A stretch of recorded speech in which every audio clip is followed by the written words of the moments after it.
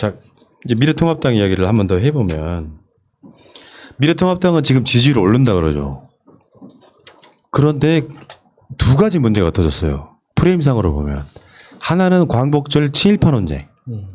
하나는 지금 정광훈 그러면 미래통합당이야. 우리 입장에서 보면 다를 게 없다고.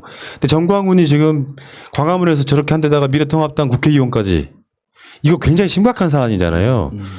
코로나19가 다시 폭발 직전인데 미래통합당 전현직 국회의원들이 막 가. 근데 언론이 그 이야기를 확산을 안 시켜. 그 보도한 언론들 몇 개 지혜용을 하면요. 논란거리를 아예 안 만들어. 이게 말이 돼? 만약에 그런 비슷비슷한 상황에 민주당 국회의원이 지금 코로나 폭발 직전에 더군다나 막 몇백 명 자체가 지금 확진되고 있는 그 교회가 주도한 집회에 나갔다고 생각해봐요. 민주당의 현직 국회의원, 전현직 국회의원들. 어떻게 얼마나 가루가 되었을까요?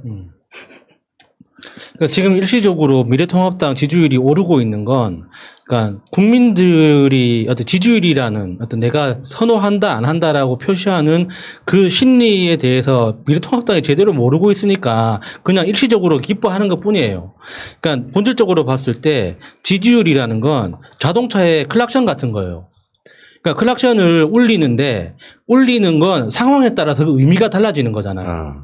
그러니까 길이 내가 왜 막히는지 모르는 상태에서 길이 막히면 답답해서 빵빵거리는 거고, 만약에 그 월드컵 같이 응원하는 상황에서 지나가면서 빵빵거리는 건 기분 나빴다는 뜻이 아니잖아요.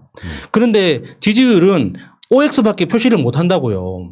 그러니까 긴 장마와 수해 때문에 힘든 상태에서는 나는 도움이 필요하다. 그러니 좀 열심히 해달라는 표시로 반대쪽을 지지하거나 지지를 철회하는 거죠. 그러니까 이게 지지율이라는 거 오르고 내리고 자체가 그 상황과 맥락에 따라서 지금 국민들한테 무엇이 필요한가를 들여다보는 어떤 도구로 써야 되는 거지, 단순히 숫자가 뭐 조금 올랐다고 해서 아싸 우리 이겼다, 지지율 뭐 우리 민주당보다 지지율이 높게 나오면 선거 다시 합니까? 그러니까 이게 그런 거 아니잖아요. 네. 미래통합당이 선거에서 완패를 했던 이유는 사실 가장 결정적인 게 극우 유튜버의 노란한 부분이었었고요. 거기에 장단 맞추고 놀아주고 그다음에 태극기 집회에서 활기치고 돌아다니다가 망한 거거든요. 지금 내가 어떻게 되고 있는지도 모르는 상태에서 아주 극단적인 애들 얘기만 듣다가 이 꼴까지 난 겁니다. 근데 지금 왜 자기들이 완패를 했었는지에 대한 이유를 이미 까먹고 있는 거예요. 다시 이런 행동을 하는데, 사실 이 지지율 부분은 저는 솔직히 걱정스럽진 않아요. 왜냐하면 진실이 밝혀질 거거든요. 진실은 언제 밝혀지냐? 지금 잠시 민주당, 그러니까 미래통합당의 지지율이 막 오르고 그런 게 아니라 여기서 빠진 게 절로 가는 것 뿐인 거고요. 그러면 민주당의 지지율은 왜 떨어지는 거냐? 이건 부동산 정책에 대한 이해가 지금 부족한 거예요, 국민들이. 사실 좀 복잡해요. 복잡하기 때문에 이걸 딱 일목요연하게 이거야 라고 설명하기가 쉽지가 않아요. 그러다 보니까 이해가 좀 부족한 거고, 이건 이제 시간 문제라고 생각이 들고요. 미래통합당은 시간이 지나면 지날수록 진실이 밝혀지면 밝혀질수록 그들의 지지율은 거품이기 때문에 당연히 떨어지는 것이고, 그럼 그건 다시 우리 쪽으로 오게 되는 것이고요. 그럼 그게 언제가 되느냐? 당연히 선거 때릴 수밖에 없어요. 지금 우리는 해야 될 일이 워낙에 많기 때문에 하나하나 다 대응을 할 수가 없어요. 쟤네는 아무 일을 안 하고 공격만 하잖아요. 우린 일을 하고 있잖아. 쟤는 백수거든요. 미통당은 하는 일이 없어요. 그냥 백수야. 근데 우린 너무 할 일이 많아. 능력이 좋아가지고. 그러니까 일일이 대응을 할 수 없는데, 공식적으로 대응을 하는 시기가 있잖아요. 공식적으로 진실 밝히는 팩트 체크하는 시기. 그 시기가 바로 선거 때가 되는 것이고. 그때까지 기다려야 돼? 현기증 나는데? 지금 할까? 그게 아니라 그 일시적으로 민주당에도 어떤 긴장하는 시간을 준다는 면에서는 살짝 이렇게 엎치락뒤치락 하는 것도 나쁘진 않다고 생각하는데. 장기적으로 좋은 거예요, 사실. 네. 근데 이게 이렇다고 해서 좀 위축되거나 그게 아니라 계속 밀고 나가던 부동산 정책 같은 것들을 더 세게 나가면은 이거는 금방 뒤집힌다고 생각합니다. 다시 말하신 대로 이 어떤 가짜뉴스나 이 복잡함 때문에 국민이 알아가는 시간이 시간이 걸렸을 때는 기다려주는 것도 괜찮은 거예요. 근데 그 기다리는 동안에 우리 같은 대한 매체나 아니면 열심히 그 시민들이 SNS 퍼날라서 진실을 알리는 게 진짜 중요하다는 생각을 합니다. 네. 그렇다니까요. 이게 추세라고 하는 것은 어떻게 보면 좀 솔직히 말씀드릴게요. 저는 뭐 공직이 있을 사람도 아니고, 대중은 그런 의미의 약간 그 중우정치 이렇게 표현하는 그 맥락들이 그런 거거든요. 흐름에 휩쓸려 가는 경우가 꽤 많아요. 사실 여러분들이 정치 평론 비슷하게 해보시면은 이 어떤 가치가 제대로 부딪힌다기보다는 언론 등이 논란을 만들어서 이걸 더 이슈를 확산시켜 주느냐 아니냐에 따라서 내가 문재인 정부를 지지한다고 말하기가 자랑스럽냐 불편하냐 하는 그런 정도의 차이를 갖고 있는 거지 세상의 어느 날 갑자기 확 바뀐다거나 그렇지 않습니다. 다만 언론이 주도하는 것을 이름하여 여론이라고 하는 거예요. 그러니까 부정적으로 문재인 정부의 각종 정책들을 보느냐 마느냐의 차이는 큰 밑바탕이 있는 게 아니고 문재인 정부 잘하고 있다. 문 대통령 지지율 70, 80% 나올 때는 아무리 문재인 대통령 꼴 보기 싫어도 그런가? 하고 휩쓸려가는 여론들이라는 게 있는 거거든요. 요거는 불변일 수가 없는 거야. 언론이 어떤 스탠스를 잡고 가느냐에 가장 더군다나 그나마 다행인 게 우리 같은 대한 매체들이 워낙에 지금은 이 튼튼하게 뿌리를 잡고 내리고 있기 때문에 어떤 분이 저한테 그런 얘기 하시더라고. 어떤 이슈가 있을 때마다 이제는 YTN을 안 틀어놓고 새날을 본다라고 얘기하시는 건 그런 측면들이거든요. 똑같은 현상을 어떻게 분석하느냐에 따라 달라지는 부분인데 말하자면 문재인 정부나 민주당이 특별히 못하는 게 아니에요. 쉽게 표현하면 그런 거야. 못하는 쪽을 부각시켜주는 언론이나 보수 정당 이런 사람들이 결국 그거를 확대시켜서 보여주기 때문에 사람들은 문재인 정부가 부동산 정책을 못하나? 하고 멈칫거리고 있을 뿐인 거예요. 그러니까 놀랍게도 언론이 이런 헤드라인을 쓰기 시작했어요. 민주당 지지율이 떨어진 것에 대한 원인 분석 중에 놀랍게도 미래통합당이 아무것도 하지 않자 지지율이 올랐다 이런 거예요. 그것은 어떤 효과가 있는지 이거 정확한 분석이 필요합니다. 정답이네. 왜 그러냐면 워낙에 사회적 일반 상식에 벗어나는 메시지를 많이 내왔기 때문에 입 닥치고 가만히 있으니까 이 사람들이 정상으로 보이는 착시 효과가 생긴 거예요. 그러니까 간단히 말해서 무슨 대안이 있다거나 민주당이 엄청 잘못했다거나 하기보다는 워낙에 비정상적인 행동과 말들을 많이 했기 때문에 말을 하지 않고 있음으로써 정상으로 보이는 착시 효과가 있었던 거예요. 근데 얘네들은 지금 그러니까 김종인은 그걸 정확히 알고 있다고 생각해요.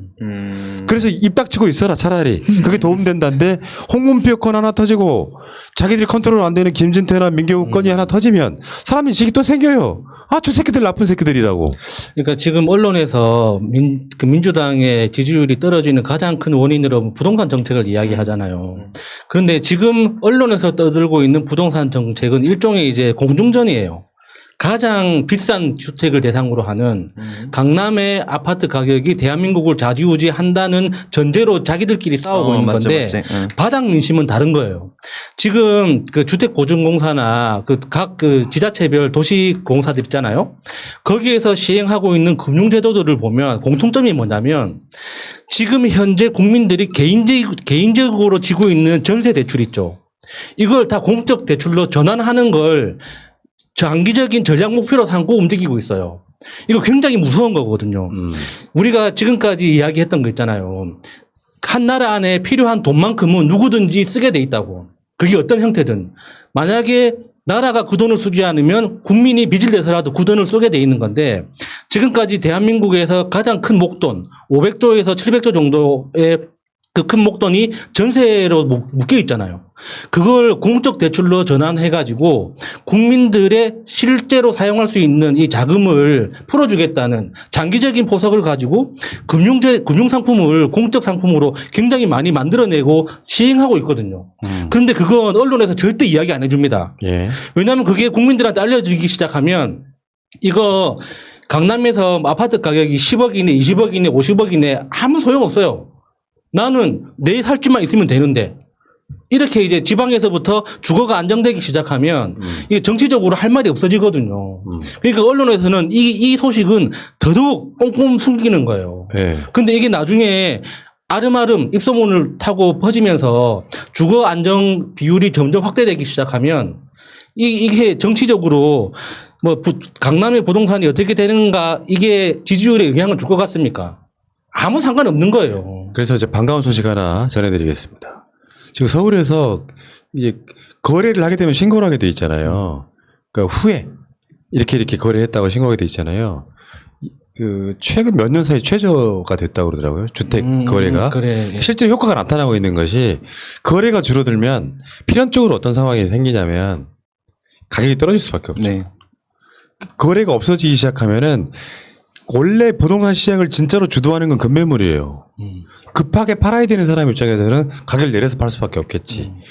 그러니까 진짜로 급한 사람들을 지휘하고 나머지 사람들은 이 시기엔 집을 안 파는 거지. 집이 떨어지려고 그러니까 오를지도 모른다는 생각에 안 파는 거예요. 실제로 지금 부동산 정책의 효과가 나타나고 있는 것도 사실이라는 말씀을 한번 드려보고, 어쨌건 지금 아무것도 하지 않았더니 지지율이 올랐다. 이거는 굉장히 놀라운 현상이고요. 계속해서 근데 이걸로 끝낼 수 있는 게 아니잖아. 수권을 해야 되면 두 가지가 있습니다. 하나는 대안이 있어야 되고요. 그것 때문에 김종인의 지금 비대위가 10대 강령 뭐 이렇게 발표를 하긴 했습니다. 나름대로 이게 어떻게 반영될지 모르겠지만. 두 번째는 대선 주자가 있어야 되는데 없는 상황이죠. 그러니까 윤석열 있잖아요. 닥치시오. 윤석열이 대선 주자면 나도 대선 주자 할 수 있어요. 어우. 사회 전반에 대한 이해가 훨씬 더 많다고 생각해요. 왜 친환경 후보잖아요. 식물로서 굉장히 좋은 일 하고 계신데. 닥치라고. 안 들어 죽겠어. 자, 어쨌건 간에 여러분들 힘들 내시고요. 오늘 그 정치 1번가에서 남영희 위원장이 방송 내내 약간 울먹였던 부분과 연관이 있는데 일종의 집단 우울증 걸릴 것 같은 느낌. 우리 대통령 지지율은 떨어지고 이런 상황들이 벌어지고 막 이 상황들이 있잖아요. 이럴 때일수록 어깨 걸고 힘 걸고 같이 나가는 거예요. 막 뭔가 잘 되는 일도 없고 기분도 나쁘고 날씨는 꿉꿉하고 막 뭔가 상쾌한 게 하나도 없는 상태 있잖아요. 이래 우울증 걸리기 쉬워요. 자, 여러분들 힘내시기 바라겠습니다.